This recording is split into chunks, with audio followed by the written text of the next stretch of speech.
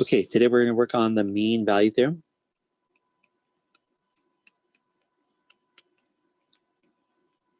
And it sounds like a spooky ghost. It's like, ooh, mean value theorem. But it's really stupid. And the stupidity lies in the name. Okay? The mean is another way of saying average. Right? Average value rule. Okay? Average value rule. This is what this is. And let me give you this idea here. And of course, this is in the book. Let's try this a little more to the right. Let's say I give you a graph that looks like something like this. Okay, just something dumb. And I ask you to pick point A and pick a point B. Anywhere you want. Anywhere. Pick a point A and pick a point B. And then we ask, what is the average value? Okay, what's the average value? So in this case, what is the average rate of change, you could say? What is the slope between A and B? Right? We can call this a chord if you want. A chord attaches 2 points on a graph. A chord if you want. But look at the slope of the chord. The slope of the chord is also how much has a graph changed between A and B. Now, here's the thing we want to take away. If I pick a point A and I pick a point B, right? And I say, hey, how much has it changed? Imagine if I ask you, I look at your bank account. Your bank account had, let's say, 10,000, and then your bank account all of a sudden had 20,000. Right? And we say this happened, from the month of February to March. February 1st to March 1st. Just to walk this out. So how much did your bank account grow over the last month from February to March? You could tell me it grew by 10K. That's the rate of change. But if you look at all the points in between, is it really 10K? Weren't you up probably like 30K here?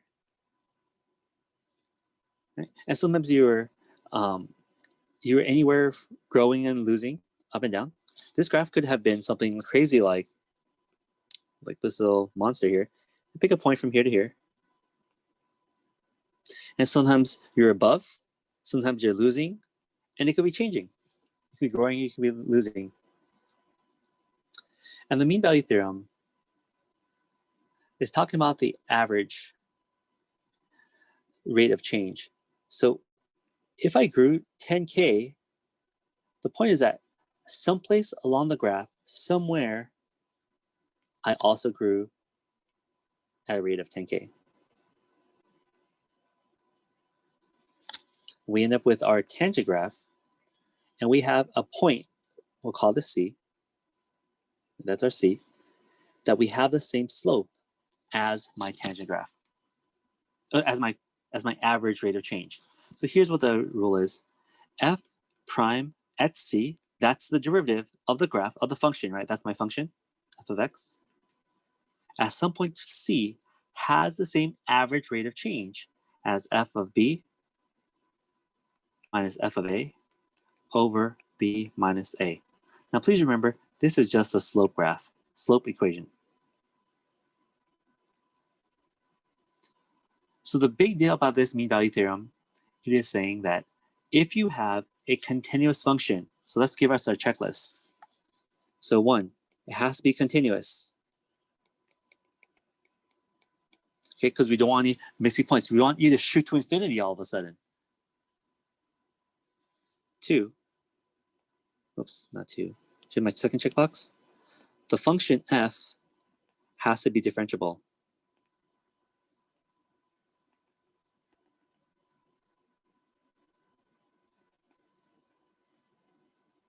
Has to be differential between your boundaries, A to B. Oh, that's a B. Okay. So if these two things are true, it is continuous and is differentiable, I can guarantee you can always find the average slope someplace in the graph. Now this is a rule. And this rule will play out a little bit as a tool later to prove other rules, but that's basically the idea. Okay. So let's go ahead and put this into practice. I'm going to go ahead and give you guys a problem, kind of a dumb problem. But let's do something easy. Let's say f of x is equal to x squared. And I'm going to give you a boundary between -1 and 2, right? -1 and 2. Displacement, I don't want to say displacement. And then I'm going to ask you, so I want us to demonstrate that the mean value theorem will work for this. First, does f prime exist? Yep, it's differentiable, right? F prime is 2x, and that exists between -1 and 2. Right? I can draw the graph easily over here on my right, just to show what we're doing. 0, 1, 1, 2, 4. Then -1, 1. And this graph, of course, keeps on going. We have a parabola, nice parabola. Sorry, my graph is a little terrible. And then we want to find the average change between x is -1 and x is 2. So what is the average rate of change? Well, the point is 2, 4 on my right and -1, 1 on my left. So what is that average rate of change? M, you could say, is 4 minus 1 over 2 minus -1, or 3 over 3, which is 1. So if this graph is continuous, no breaks, 2, differentiable, yeah, f prime exists everywhere between -1 and 2. No sharp corners, you could say. Well, we should be able to find a point someplace on this graph that has the same exact slope as our endpoints, our average rate of change between A and B. So all we do is say f prime of x is equal to 1. So we're going to solve for x. Sometimes people will write f prime of c equals to 1, and we'll solve for c. So f prime of c would be 2x equals to 1, or 2 times c equals to 1, right? The variable is just calling it c. That's the only difference. Please don't freak out. So x happens at 1/2. C happens at 1/2. So at 1/2, if I could draw this nicely, which apparently I didn't, the graph would have a parallel slope to our chord.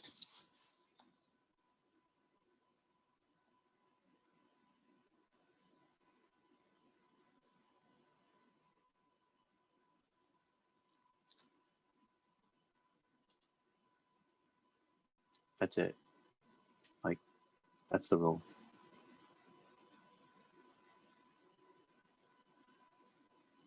Okay? All right. Kind of dumb.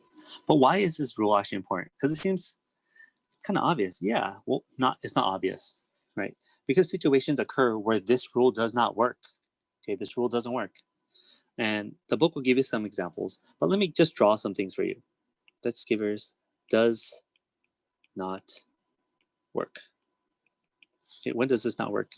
And this rule doesn't work, for instance, with anything with a sharp corner. So let me go ahead and draw you a graph and give you a point from here to here. Oh, not that one. This one.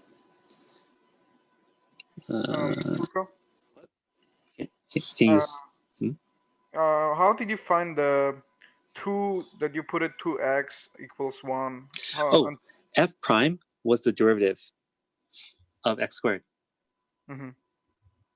Oh, yeah. Okay. Mm-hmm. I see.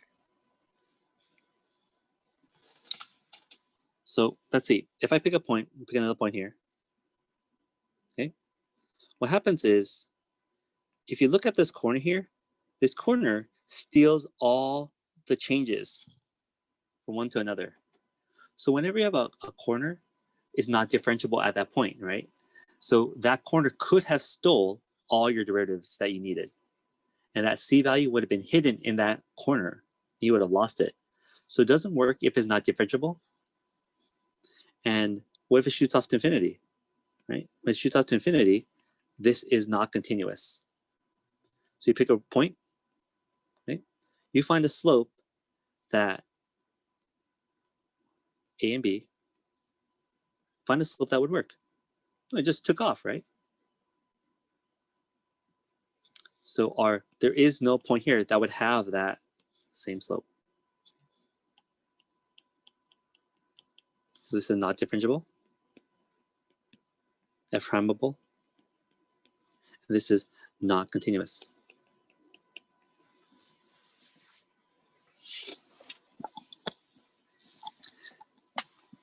So here is something kind of dumb. Imagine if I was not speeding, okay? I wouldn't be speeding, right? No, of course not, Mr. Ko. But let's say this was a graph of position. Just talking about position and something like that, whatever. Okay. And I'm driving to Vegas. You guys drive to Vegas before, right? Vegas. And I said I did. Vegas is, let's say, 400 miles away. 4 miles, 100 miles. And I got there in 4 hours.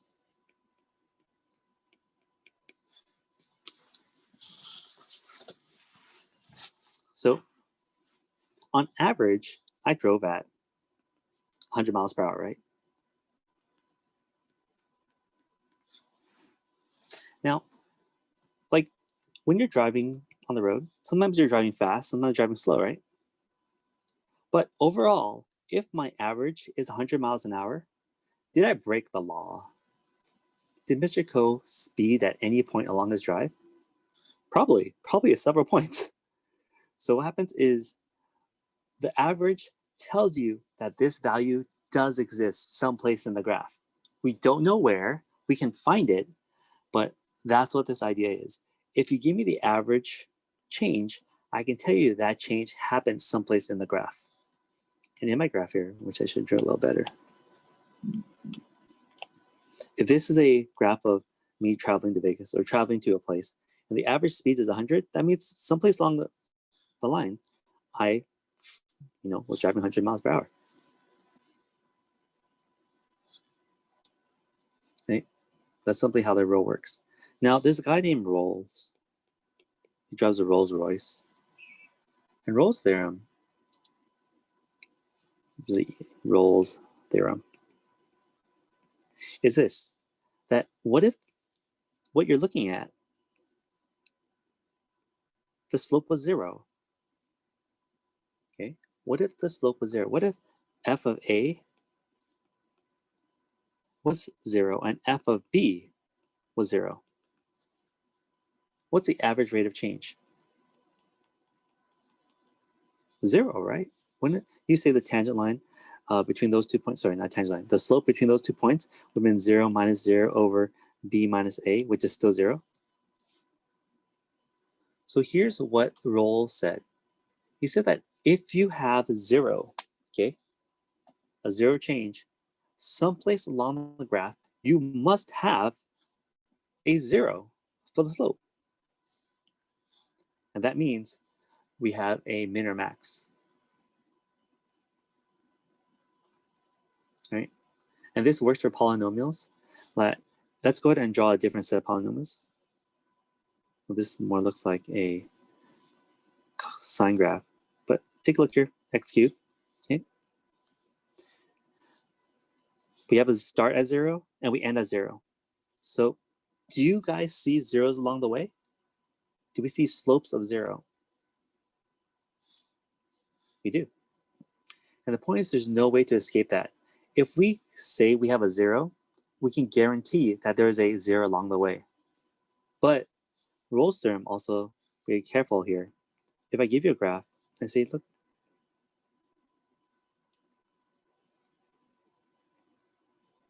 let's say the slope here is, let's say 2. Can you guarantee me that there is a 0? Remember, the slope is 2. Mean value theorem only guarantees that f prime at 2 exists. It doesn't exist, it doesn't prove anything else at all. We cannot use mean value theorem to prove stuff that isn't there. It might exist, but we can't say it exists. The mean value theorem can only be used to prove this statement. If the slope is 2, we can only say that the slope of 2 exists. No other value can we say exists. And that's one of the tricky questions that they'll ask you. Hey, the slope is 2. The average rate of change is 2. Can you tell me that 0 exists? Nope, doesn't tell me that at all. But if I told you the slope is 0, can you tell me that you can find some critical points? Yeah.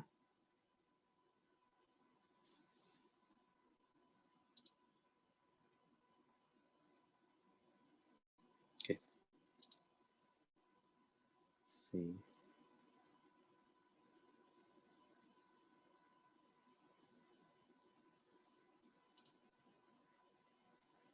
So after we do this, we want to be able to write a tangent line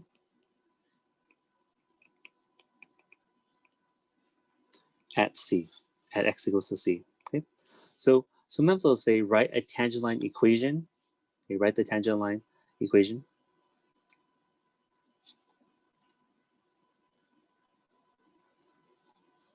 So let's give ourselves an easy example again. Let's use f of x equals to 2x squared plus 4x.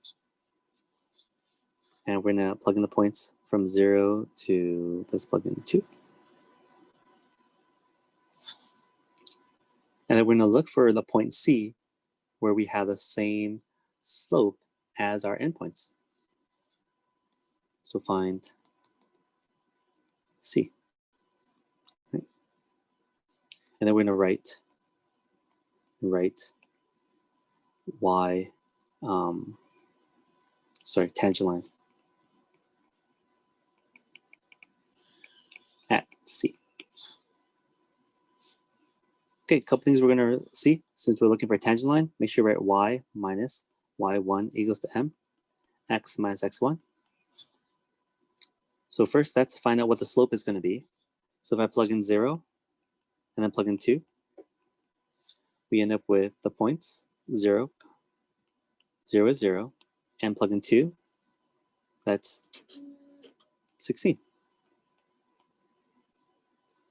Okay, these are my 2 points. We can write the slope of that is 16 minus 0 over 2 minus 0, which is 8.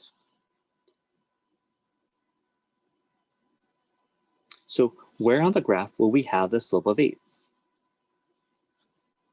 So then we say f prime of C is equal to 8. So you can change this if you want. For C plus 4, you can change it, or you can leave it alone. We're going to have f prime of x is equal to 8, and that's just 4x plus 4, because I just took the derivative, f prime, took the derivative. Both ways are fine. It's just semantics when we're picking a letter. So if we subtract it, C is equal to 1, I think. So minus 4 minus 4, 4 equals to 4x divided by, darn it, that's C. C is equal to 1. On the right, you're going to get x equals to 1. And we said, hey, that's the value, C. So we can say this is equal to C. So C is equal to 1. That's the only difference. Hey, if we know our the value where it's going to happen, let's plug it in. So if I know my x is C, or what x is 1, what's the y value there? So we plug in 2 times 1 squared plus 4 times 1. So this is my y value, my x and my y value. So 1 comma 2 plus 4 is 6. Let's go ahead and fill in my equation. Let's come back here. We said our slope is 8. We have an x and y point. Yes, we do. Y minus 6 equals to x minus 1. And that's our tangent line equation.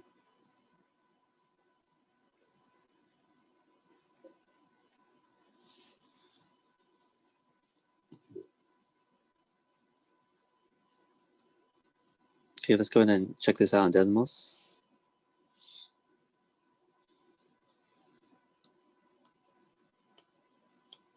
We have 2x squared plus 4x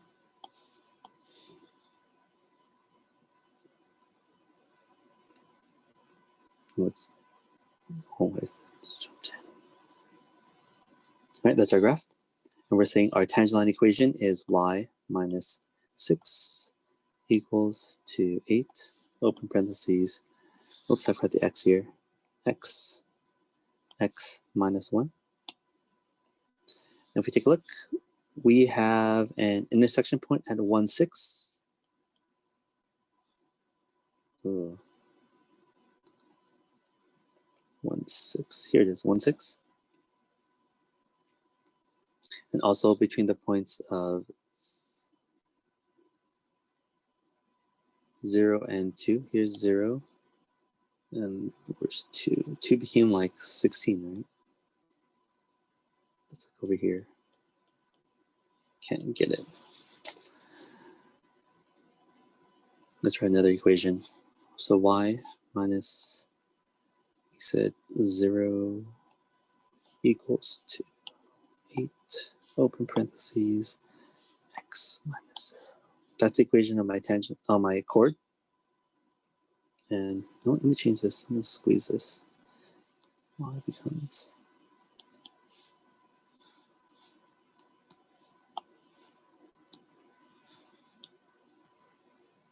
now I gotta make it more wide.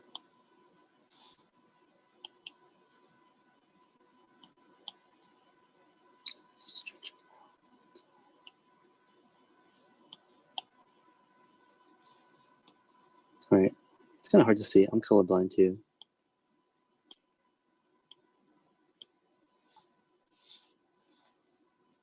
All right, so if you can look at my chord and my, oh darn it, let me shrink that. Let's do 30.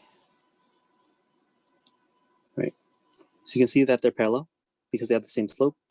But the same slope as 6, and that's the same slope as from 0 to 2. We did it, yay.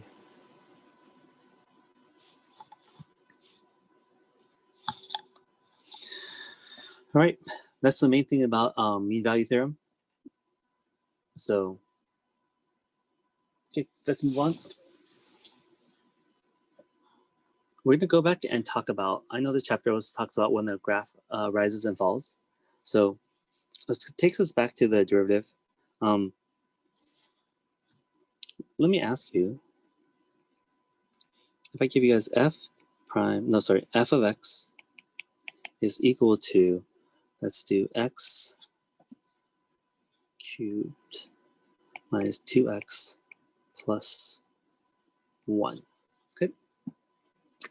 I don't know how this graph is drawn, but we know a couple things from pre-calc is that this graph is a polynomial, and on the right side, since this is a positive coefficient and x cubed, positive, we're going to go exit to the right. It's going to be positive, negative, negative, negative. We're going to exit to the left and negative.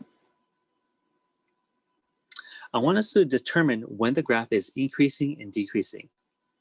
Okay, when is the graph increasing and decreasing? When is this graph gaining money? When this graph is losing money? And that's going to happen on our derivative because that tells us everything about change. So when we take the derivative, that's going to be 3x squared minus 2. Okay. We can make this equal to 0. That tells us our critical points. Because remember, at the min or max, the derivative here is going to be 0. That's also when we change our mind. Are we going to be rising or falling? So this problem becomes 3x squared equals to 2. X squared equals to 2 over 3. And then x equals to plus and minus the square root of 2 over 3. Now, the point of this is that problems aren't always going to be nice. It's not going to be just x is 2, x is 3. And in the real world, decimals rule. So I'm going to write 2 over 3 in my calculator, take the square root of that, and we have plus and minus 8.816, right? So at 0.816, plus and minus, so here's my 0, just drop it. 0 is not a 0 here, 0 is just a point. I'm going to put 0.816.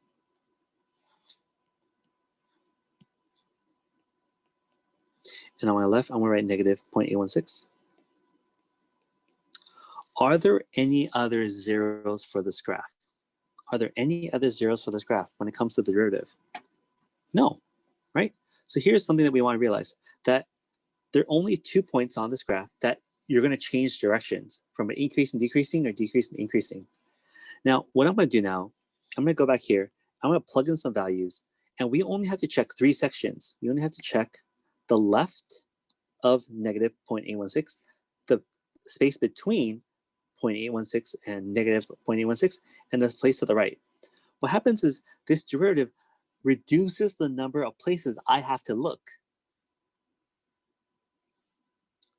So the next part here is let's go ahead and plug in values. Now, since we're looking at the slope, this is f prime here. F prime is 0 and 0 at these 2 spots.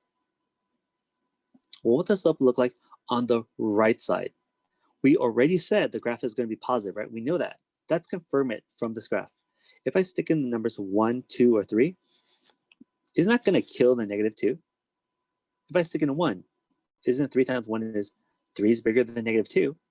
Don't even have to do the math. Please don't waste your time.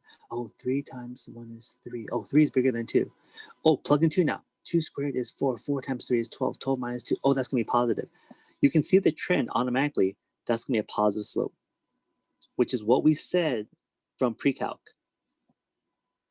On my left side, let's pick something that's negative. Now, if I pick a number here that's negative, that becomes positive, right? And like on the right side, that's going to blow out negative 2. This will also be positive on my left. And if you look at the slope, though this arrow is down, we read from left to right. We read from left to right. The graph is actually increasing. So be careful about the arrow. This graph means it keeps on going, but reading from left to right, we are climbing up a hill, aren't we? We're making money. And that confuses some kids. The arrow is going left. No, but reading from left to right, we're actually climbing out of the hell. Now in the middle, let's take a look. What would this be? Now in the middle, let's plug in 0, because 0 is a nice number. If I plug in 0, we realize that it's going to be negative. Now I wanted to stress this from before. I didn't make a big point about this before. And whenever I draw sign charts like this, I only write plus and minus once per region. Other teachers will actually do this. They'll actually draw the same chart. And this is fine. This is a great way of looking at it, especially if this is the first time you're seeing it. And they'll write negative, negative, negative, negative, negative. Because the slope will stay negative from 0 to 0. How can you guarantee me it is not going to change? Well, you said the graph only has 2 zeros. There can be no other zeros. And here's something that's straight logic. How to get from a negative number to a positive number? What number must you always cross? Let me say this again. How do I get from a negative number to a positive number? What number must you always cross? You must always cross 0, right? The border of 0. And if I have no zeros here, there is no crossing. And we can guarantee you that. On the right side, Mr. Go, how do you know it's not going to go positive to negative? Well, there are no more zeros. You'll never get back to negatives again. On the left side, positive, positive, positive.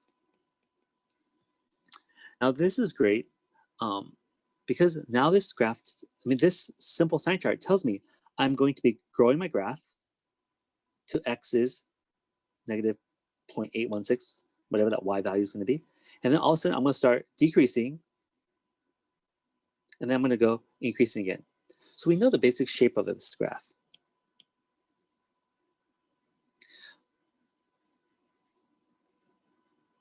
Now, if we want, we can take the next derivative, and the next derivative will tell us the concavity. And that's something we haven't talked about yet. And the concavity is like the cup. Is a cup facing down or facing up? And we can tell you when is it concave down and concave up. Okay. And I think that's it for this part. What happens is when we take the derivative, not only does it tell us the critical points, it also tells us which way is the graph trending. Is it increasing or decreasing? Which is super important to us. And we have to know the trend. Okay? Let's go ahead and actually graph this graph in real life using Desmos. Let's see, does it match what we came up with? The graph is x cubed minus 2x plus 1. Mr. Cope, 0.816, what does that stand for again? These were the zeros of the graph, Oh, of okay. this derivative, because it was like square root of 2 over 3. Okay. Now, let's take a look. So this graph continues to change in a positive manner from left to right. This graph is increasing till x value negative 0.16. And from negative 0.816 to positive 0.816, do you see how we start losing money there? And the slope says it's negative. Perfect. And on the right side, we start increasing forever on the right. And that's the great thing about derivatives. It tells us, how is this graph growing or shrinking? Okay? Or increasing and decreasing. The change of the graph. Am I making money in a positive manner, or am I losing money in a negative manner? And that's really it.